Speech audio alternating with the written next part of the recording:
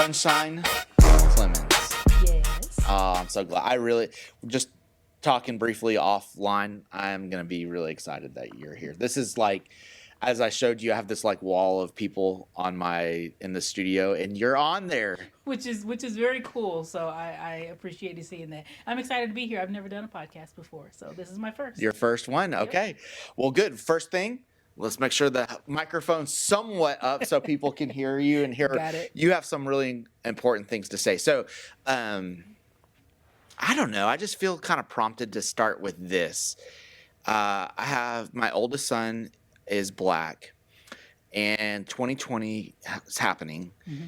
And that was a year that I feel like so much has happened before, but it's the year where so much of our world shifted. And I can vividly remember after George Floyd's death, telling my son, we were outside. It must have been 2021 because we were outside with neighbor kids or whatever. And he ran and put his hands on a car. And we were in Kentucky, and it's like basically white people there and a lot of racist people. Not all Kentuckians, but there's a lot of latent racism. That's why we left. And I can remember seeing the neighbor looking at my son. And I had this moment after that evening where I looked at him and I told him about, hey,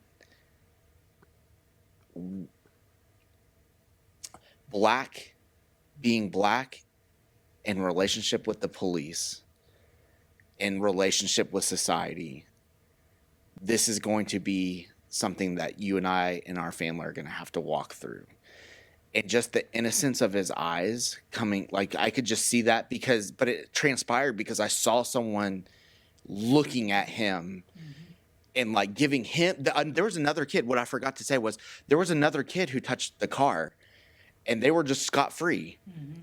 But it was my son, because he's black, the neighbor was like looking at him. And I just remember thinking, oh, and this is just but one tiny glimpse from our family. And so to have you as the BLM leader, co-president here in town, it's a great honor for me. And so I don't know. Your words mean a lot to me. Thank you. I appreciate that. And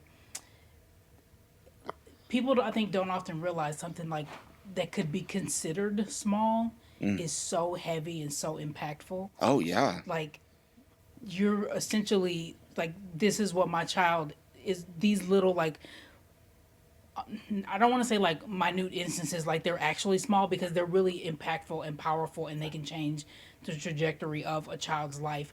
But looking from the outside in, if you don't fully understand what's happening, it doesn't seem like it's that big of a deal. Right.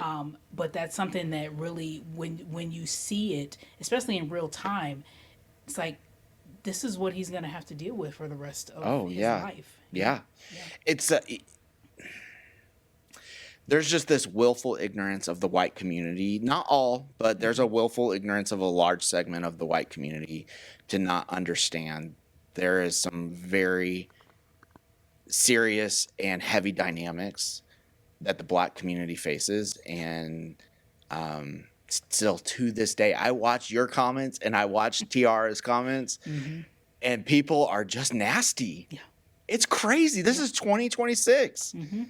Yeah, it's hard, and social media has, as we all know, social media has made it so that people can say things and feel like they can get away with it. There's so many, like, our page is often flooded with people under fake pages, and often I'm seeing more of an increase of people making fake pages where the profile picture is black, but they're not a black person, in order to enter spaces that they are typically not either allowed or not listened to as, thoroughly or as deeply. So we're seeing a lot more of that as well. And oftentimes that's where a lot of the hate is coming from, because they feel like because they're presenting this way, they can say this. And so, well, my community is too, if it were coming from a black person, I would say this is a lot of like self-hate speech, but the person behind the page, you cannot convince me that is actually a black person. Yeah. And so we're seeing a lot more of that as well. And then even AI is doing it now. Well, welcome to the podcast. Thank you for having me. But really, I want a chance just to, like, honestly, let's talk. Like, these are things that I swim in. These are things that I think of, and I so value your perspective and your insight. So I am just like, I really do. Let's have some of these conversations. Let's do it. All right. So, talk to me about how this chapter of BLM started here. Sure. Just so for anybody who doesn't know. Yeah, absolutely. The year was 2016. It was 2016. We're coming up on our 10-year anniversary in June of this year. Are y'all going to do anything for the 10-year? We're planning an event in July. Okay. It's a brake light block party focused around qualified immunity, and we will also be celebrating our anniversary because our anniversary is July 9th. So this is a couple of days later. Okay. But in 2016, Philando Castile and Alton Sterling were murdered within 48 hours of each other. So it was two nationally televised, murders of black men. And after one happened, you really didn't have a chance to catch your breath before the second one was happening. And I was in a group chat with a couple other black women, and the group chat had already existed prior to this situation, and we were just talking about like how we were having a hard time processing this, and navigating the big feelings that come with things like that, especially when there's two so close together, and so we decided to do a rally. Had no intention of starting a chapter. This was supposed to I always say we started this chapter on accident. We decided to do a rally with I think 24 hours before we did the rally. So we put it together really, really quickly. Yeah. We decided on a Thursday afternoon and decided to do the rally on Saturday. So Friday was our planning day, and then Saturday was the rally. And we had 300 people show up. Yeah. And 300 people now may not sound like that much, but 10 years ago in Springfield, 3,000 people within 24 hours, we were blown away. We just had no idea that many people would turn up. And we had the rally, and the conversation was, well, maybe we'll look at, doing something else. And the crowd was like, oh no, you have to keep doing this. We need a chapter. You cannot stop here. And it just, over the next couple of days, the constant feedback was, please don't let this go. And that's actually how the chapter got started. I never would have voluntarily started to lead a chapter. I'm very introverted. Yeah. I'm not a person who is generally looking to be in the front, so it would never have even crossed my mind. But that's actually how we got started. Was the community was like, this, we really need this here, and 10 years later, we're still here doing the best we can. Were there people who were in the beginning who were all in who have fallen away? Like, that would be a question, kind of, because this is such a central movement. I would wonder if there's anybody who like jumped in and they're like, I'm out now.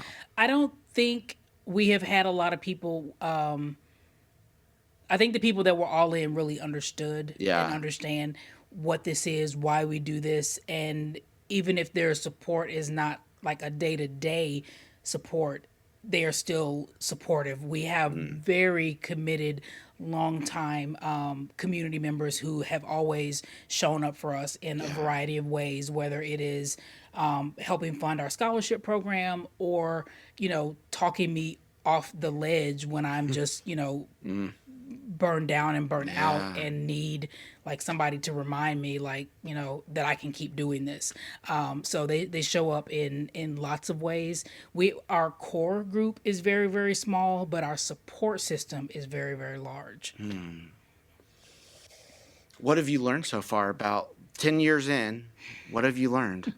I have learned that Springfield is a lot more.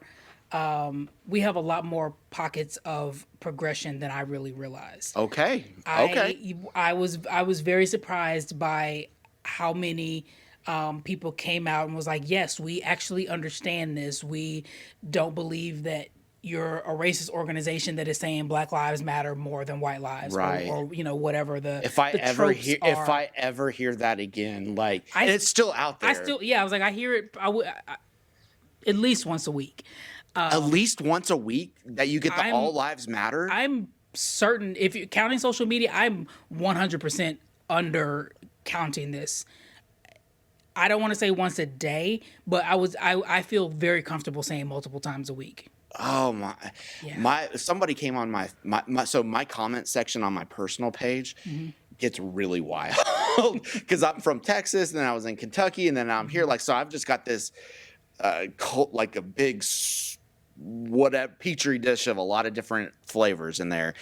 And somebody came in and said, you know, well, why can't we? My wife posted something about how Black Lives Matter, and someone, well, why can't all lives matter? And my wife just laid into her to the fact that several people texted me and was like, you have an amazing wife. I love that. But that only happened once. That didn't happen. I mean, it for my life, it will maybe only happen 2 or 3 times a year, every day, if not assuredly every week. Yeah. All lives matter. If you look in the comment section on the Black Lives Matter page, you will find there was a time where we had limited comments, and it was very limited on who was able to comment. And I just started doing that. I will just say under this current administration. That was the first time. Oh, don't even get me started on this administration. I'm trying to be very diplomatic here and say that I don't have to be was because my church is like, but like, I have been super critical of this administration. Yeah. And so we were 9 years in, the first time I ever had to really start like stopping people from commenting, and a lot of that is, and they're not turned off right now. Anybody can comment, but a lot of that is because. And sometimes I don't know whether it's better to say these things out loud or not, because then I'm like, maybe that will encourage some people to continue into this now. Yeah. But like these things are landing somewhere. Those comments are not just out in, you know, the ether. They are they come up as notifications. They are, you know, in inboxes. Like there's a human on the other side that is absorbing that. So sometimes it's necessary, and you know, could be an act of self-preservation just to kind of whittle it down a little bit. But I try very hard not to limit people. I say what you want, and then you know, if the community decides to drag you, right. It's there to be done. Yeah.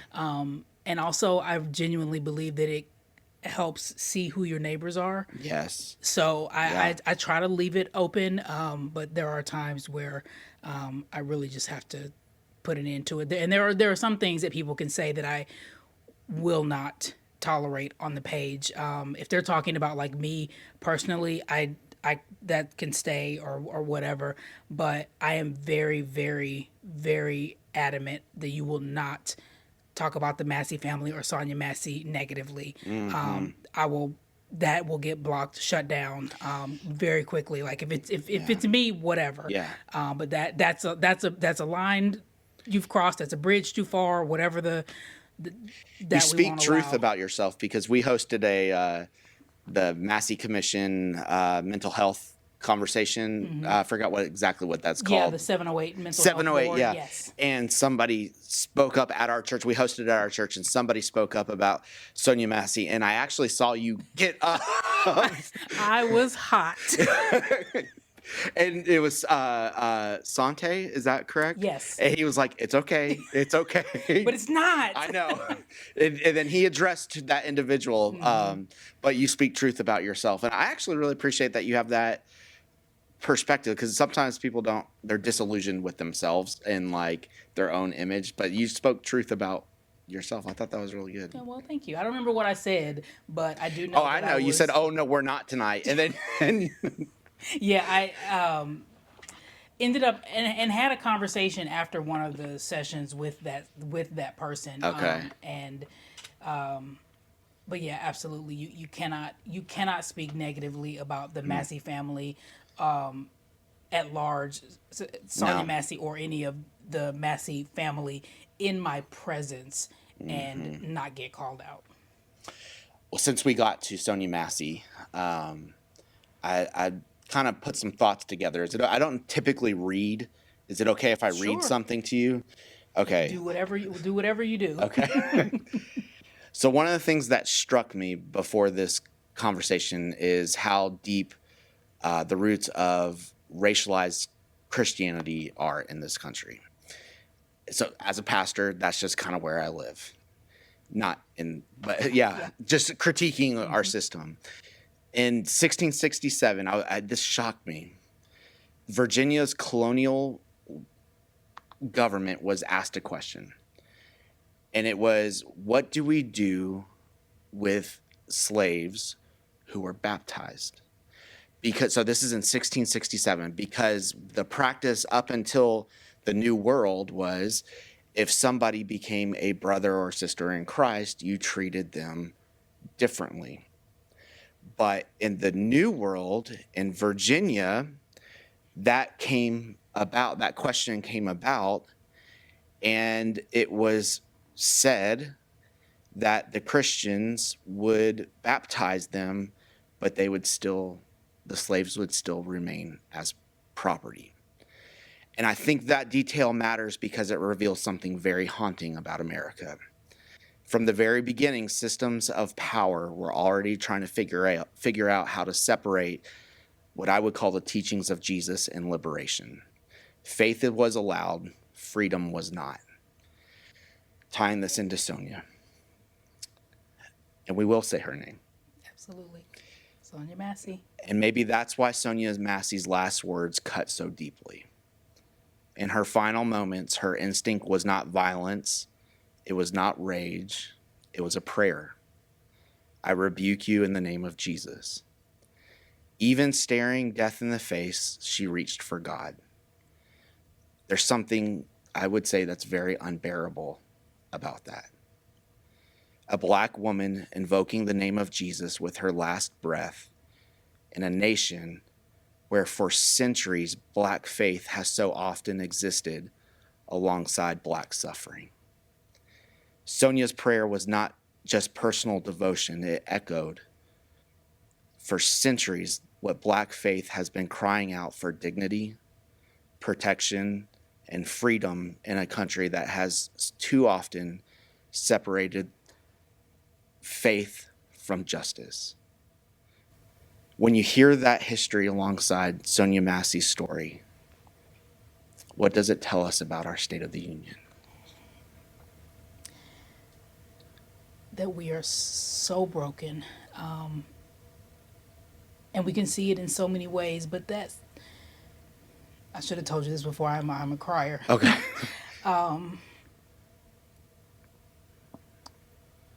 That I never heard that information about what do we do with the enslaved people who have been baptized. So that's new information for me. But it makes me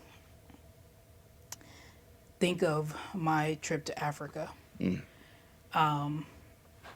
A year and a half ago, I went to Ghana with a professor from here in Springfield to do an exploratory trip for future students to learn about the transatlantic slave trade. We were there for 10 days. We toured Elmina Castle, the Gold Coast. Yeah. And while I was there, and a year and a half later, I still cannot tell the story without crying. But while I was there, we stood in a dungeon cell type place where the enslaved people were kept. And it was underneath the church of the castle. And the guide explained to us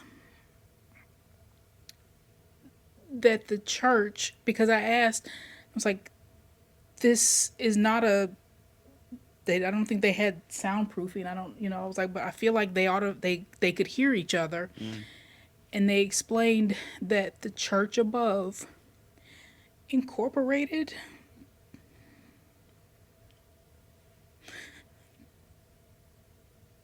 the wails of the people into their praise and worship. And I feel like I know a decent amount about America's history with slavery. But while I was there, I realized that it was pretty much everything that I know is what happened to them once they got here. Yeah. From that point forward, what this country did to them. Almost everything that I learned while there, I'd never heard before. So it was a lot of brand new information landing very heavily. But to hear that the church, they were praising and worshiping to the sound of the people that they had chained below them who were dying. That's not the God I know. That's not the God I'm familiar with. That's not the church that I know. And it just tells me that anything can be warped and twisted and made to be evil, even the purest thing. So hearing that, that's immediately where my mind went.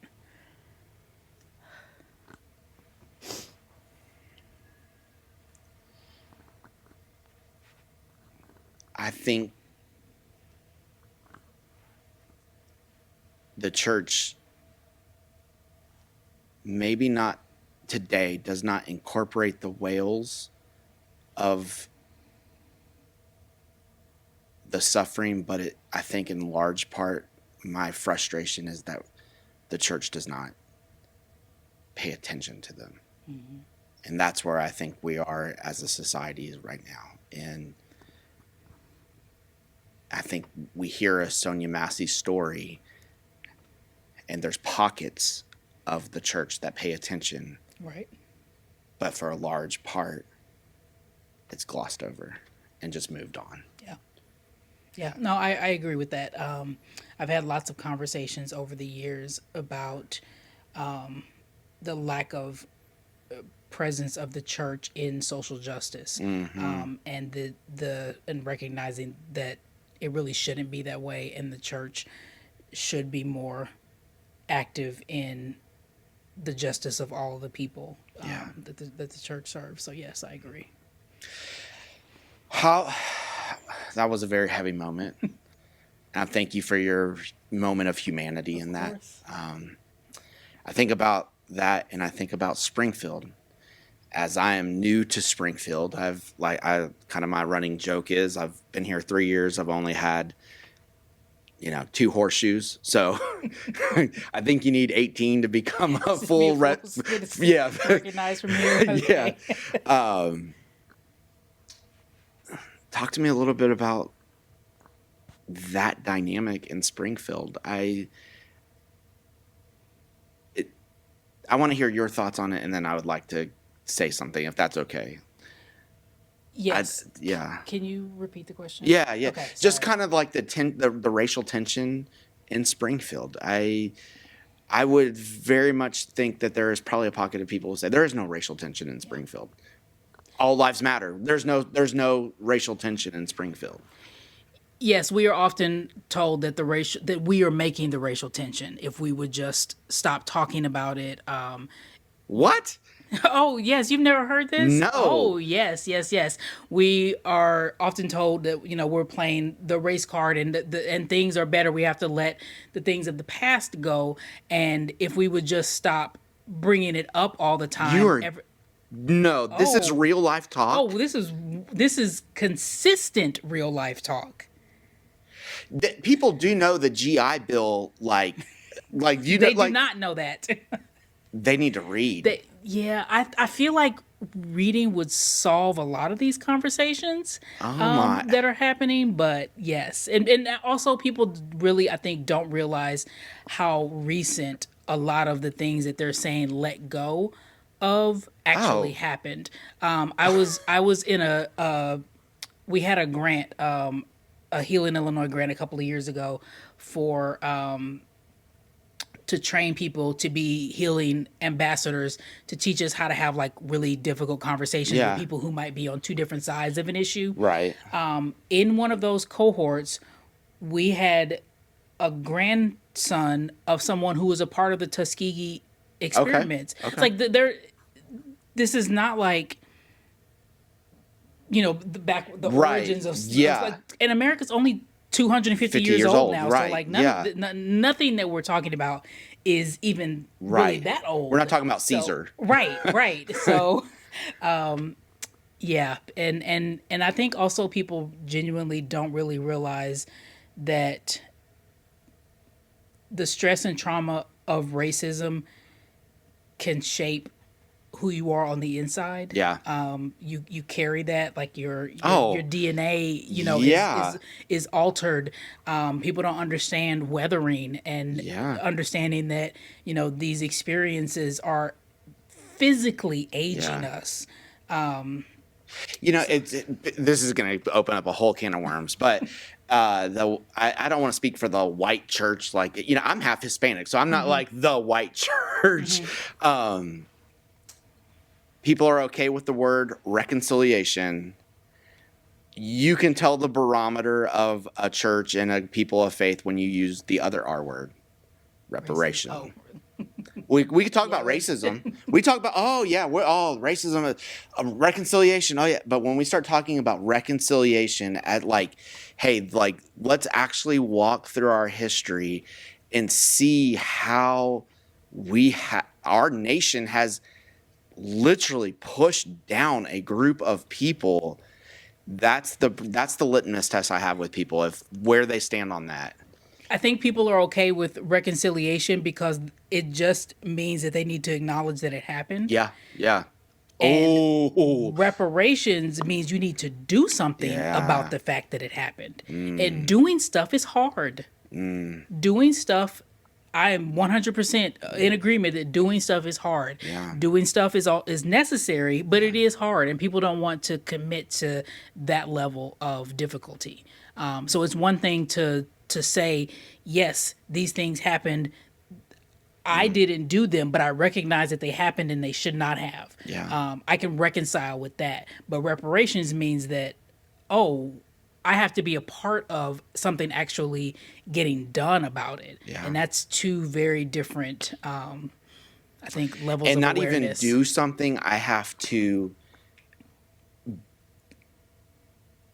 see it. Like it's like, well, I'm not. You'll hear someone. Well, my grandparents grew up poor in Yes. the mountains of Appalachia. Why don't I get it? Because it's like, well, no. You're not paying attention to the full story. Right. Yes. And being poor is not really even what the discussion is about. No, it's not. It's not. It's about It's about injustice. yes, and it's about barriers that were put in place based on your race. Yeah. So poor, like being like financially challenged, poor, like everybody, I think can understand that. Yeah. But the barriers that are put in place based on your race and ethnicity, Yeah. that's a very different conversation. It's a very different conversation. So, like I said, I'm half Hispanic. Grew up in Texas. I can vividly remember and this is like nothing, but I still remember it to this day. I was freshman year in college. I went out to lunch with my boy Dave. My boy Dave, like I actually have friends. I went to lunch with some guy named Dave, and we got up there, and he's Hispanic too. And we go to the front, and they're like, "Are y'all here for the dishwasher job?" And I was like, "What?" And they're like, "Yeah, you here for the?" I was like, "No, we're here to eat." Like, but I still remember that to this day, and that is like nothing compared to the experience of Black culture, Black people in America. Yeah. Yeah. Yeah, that's wild. That made me think of I think just because you were talking about a job, I was talking with someone recently about names, and I was very intentional of what I named my daughter, Okay. because, and as much as I love being black and proud to be black, if I were able to be reincarnated, I would 100% ask to come back as a black woman again. Yeah. As hard as it is, I would never want to be anything different. Yeah. But I wanted her to be able to get her foot in the door, Yeah. so her name on resumes and Yeah. things like that. And it's wild that these are things you have to think Yeah. about as, a pregnant young adult. Yeah. Like, this is not. I should be thinking about, do I want to use a family name, or Yeah. what sounds cool, or what do I like, not what's going to help you get a job in 20, 30 years. Yeah. So, and when you said Yeah. that, because people often think that I'm white because of my name, because it sounds like a hippie name. Everybody thinks so. Yeah. Yeah, when I'll sometimes enter spaces, and if they've only seen my name, and they're like, Oh. "That, are you sure? Like, wait, is that your real name then? Like, Isn't that interesting? yeah." And I'm like, yes, it is, but I can often tell that it's because they did not think that I was a black woman based on my name, and yeah, wasn't interested in people thinking that my daughter was white on the Yeah. paper. Just didn't want it to sound quote unquote black Yeah. enough to keep her from at least potentially getting an interview. And again, those are things that people don't recognize, that like it have to even enter our thought process. And I say that, and again, not that it's I don't want to be black, or that I have a problem with it. I just know the world that we live in, and so those are our thoughts that we have to often consider. Yeah, absolutely. Well, do you have anything else you want to share about your experience of just kind of starting BLM and walking through it for the last 10 years that you might want to share with somebody who, because I have a feeling other people outside of our groups might pay attention to this. I will just say that if anybody out there is considering, like, interested, you don't have to know all the ins and outs. Yeah. Like I said, we started this chapter on accident. I have never run an organization before. I figured it out as I went. I will just say, as long as whatever it is that you're trying to do is your passion, that will help you stick with it, because it is very difficult to do. But don't feel overwhelmed, like, I don't know how to do this. I have to, I can't get this started because I'm not the right person. If it's calling you, you're the right person. And don't let someone else, because I've been told that I'm too light to be. I can sit here all day and tell you all the wild things that have been said to me, but I've been told I am not black enough to run Black Lives Matter. And to me, there might be somebody that could do this better. They are also welcome. There's room at the table for all of us. It doesn't mean that I can't also be here, but if there's someone that's better, start your organization. Maybe we can work together. We're going to have different skill sets. So don't let someone, or even your own inner thoughts, make you feel like you're not the right person because you don't have it all figured out. If you care enough about it and it's coming back to you, you're the right person. Go for it. I love that. I think it goes back to exactly what you said, was it's easier to say something than do something. And, I actually lost a job because my LinkedIn had BLM on the cover in 2022. It was the best thing that could have ever happened to me. They were like, I got all the way down the interview. It was like a pretty sizable church in Houston, which I would have never fit in. I would have never fit in. In like the last interview before they were going to fly me out, some old white guy steps in. Now, do you have BLM on your LinkedIn because that's like the It might still be there, actually. I don't know, because I don't use LinkedIn. But like, I remember putting it on there, and like, I was like, yeah. And like, that interview shut down as fast as it could ever. And I was like, thank you, Lord, for I was gonna say that. that was God closing the door for you. Oh, that was such a God closing the door I moment. 100% believe that God will take things off your plate that are not meant for you. Oh, I wouldn't have lasted them. My family wouldn't have lasted a year there, guaranteed. Okay, so just kind of the next chapter of this is, and maybe this might be a follow-up, and you feel free to say, like, hey, let's just do this as a follow-up. Okay. Police relations with the Black community here in Springfield. Would you be able to share any insights that you have, anything you carry to the conversation? I'm not trying to get you in hot water by any means. No, I know that. Yeah. It's a challenge because obviously the relations, in my opinion, are not good. Yeah. We meet with the police regularly. We have a standing meeting with them. And I often feel that sometimes I really struggle with, I feel like we should be doing more than we're doing or have accomplished more than we should have. And sometimes I have to look at, like, these are really hard conversations, and moving the needle even just a little bit, like being able to have those meetings and those conversations where we can at least present, this is what you all are saying, but are you understanding what how the community is looking at this, where the community is coming from on this? But I feel like we start over every time we have a new chief. Oof. So it just feels like, and the current chief hasn't been a chief very long, so maybe it feels, I don't even know who the current chief is. Chief Beal. Okay.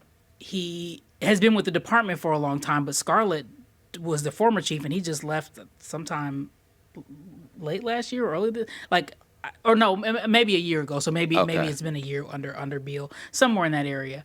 They like raised the rates and he left, right? Like they got a salary increase and then left, right? Probably. I think that's how it went. Yeah. So I try to keep it, so it feels like we're starting conversations over and having to build relationships, even though Bill was in the meetings.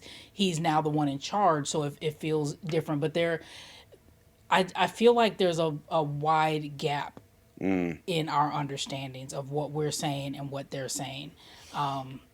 And that's really the challenge for me right now. I think one of the you named gaps. I think one of the gaps to that communication barrier, though it might not be with everyone you've had conversation with, because I don't know everyone you've had conversation with. Boy, I'm probably going to get roasted for this comment. If anybody pays attention to this. Guess we'll know soon enough. Well, I guess we'll know soon enough, won't we? I feel like police officers are like draped in this patriotism cloth of immunity where you can't have an honest conversation. I see it sometimes with pastors, right? Like they're like, oh, Pastor so-and-so is just amazing. Well, Pastor so-and-so is a human. And there's some things that Pastor so-and-so has to reconcile. And like, it's like this cloth of like, you can't even begin to have a critical conversation because you're tearing at the fabric of the core of America.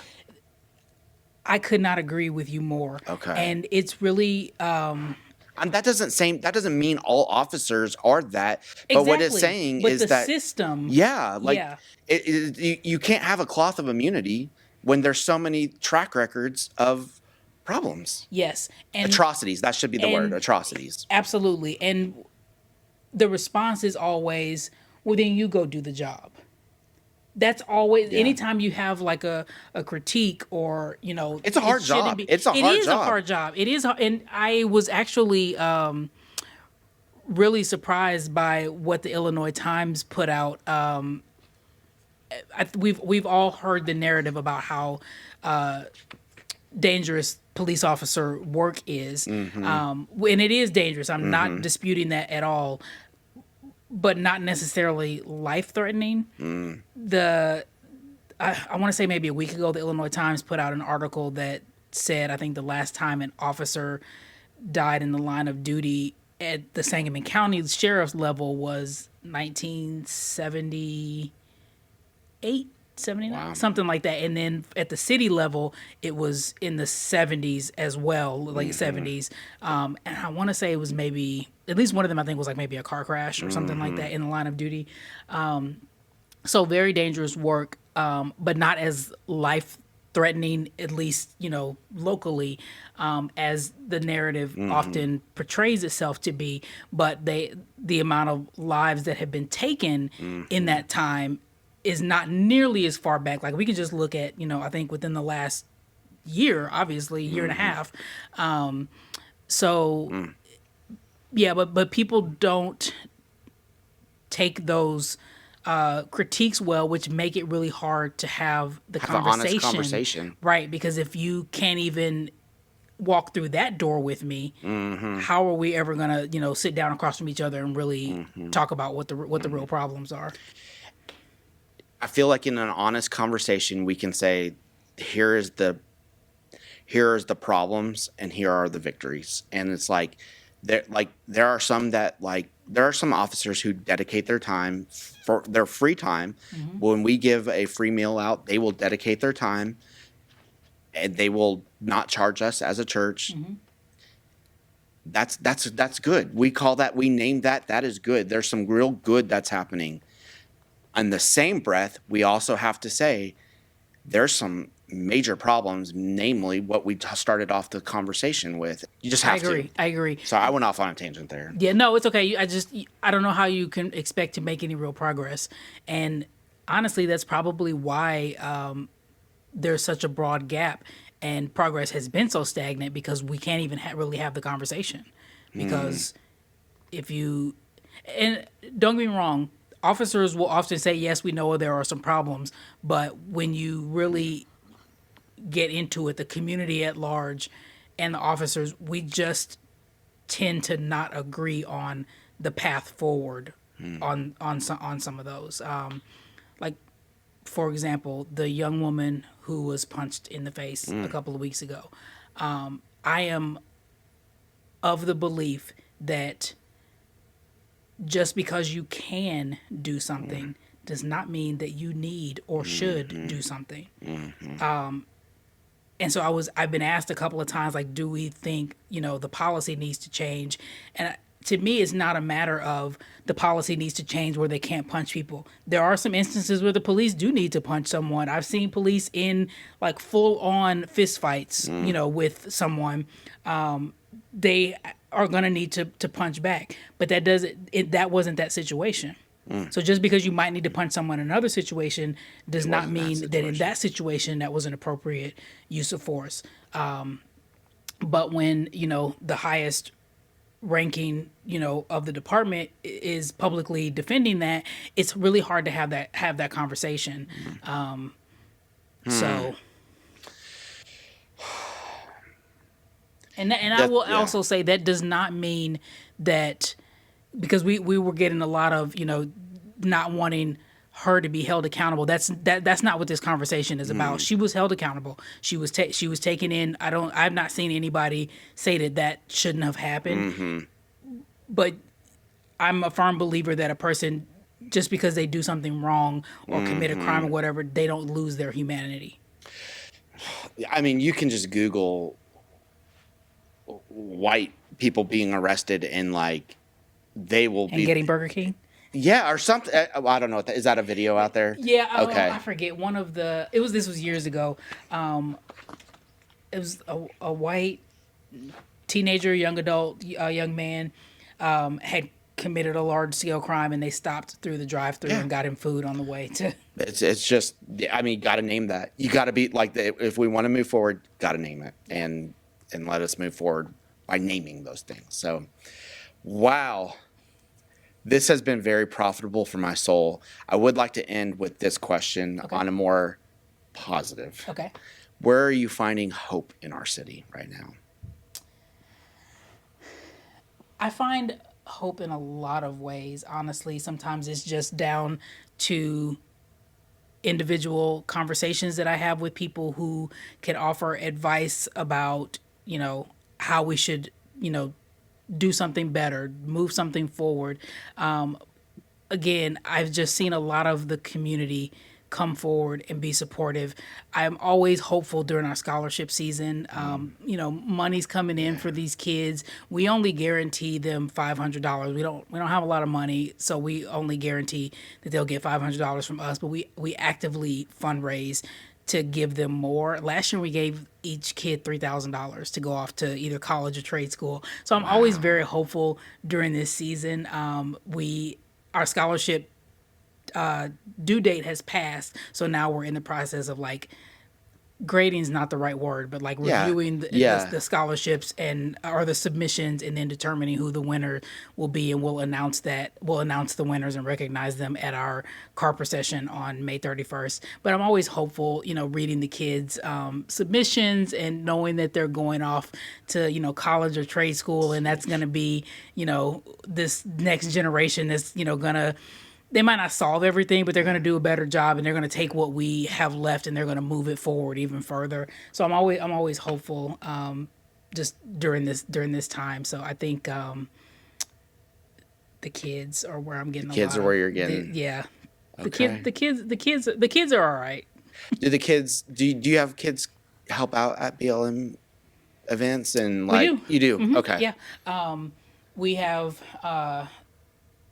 Our biggest volunteer event would be the car procession, because we drive a path, and this year we'll go into the park and provide free hot dogs and stuff. Nice. Have music and all that. So but we have people along the route so that people know where to drive. So we do that. We have kids can work at the state fair. We cover one of the gates at the state fair as a fundraiser. So but they depending on how young they are, they would need to be with a parent. But, Okay.